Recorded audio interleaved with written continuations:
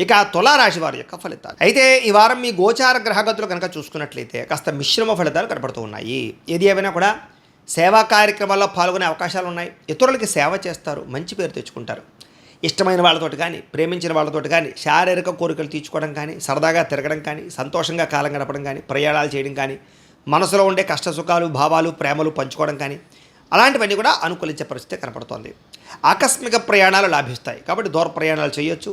ఇంట్లోనూ బయట కూడా మీకు చక్కని ప్రోత్సాహం కనపడుతోంది. ఏ పని ప్రారంభం చేసినా సరే తెలివితేటలతోటి పట్టుదలతోటి ఆ కార్యక్రమాలు పూర్తి చేసుకోగలుగుతారు. మొండి బకాయిలు వసూలవుతాయి.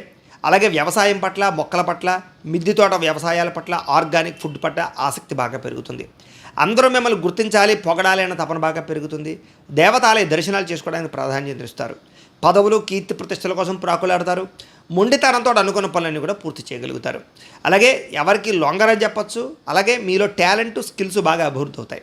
అందం పట్ల ఆసక్తి పెరుగుతుంది. ఆరోగ్యం పట్ల ప్రత్యేక శ్రద్ధ పెరుగుతుంది.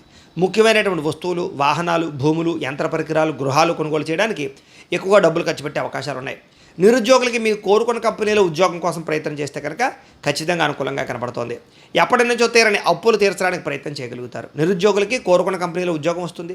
ఎప్పటి నుంచో తీరనటువంటి అవకాశాలు లేదా కోరికలు తీరతాయి.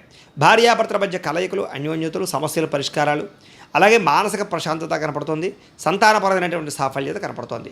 ఉద్యోగపరంగా అనుకూలమైన వాతావరణం కనపడుతోంది. అలాగే నూతన విదేశీ విద్యా అవకాశాలు కూడా కనపడుతున్నాయి.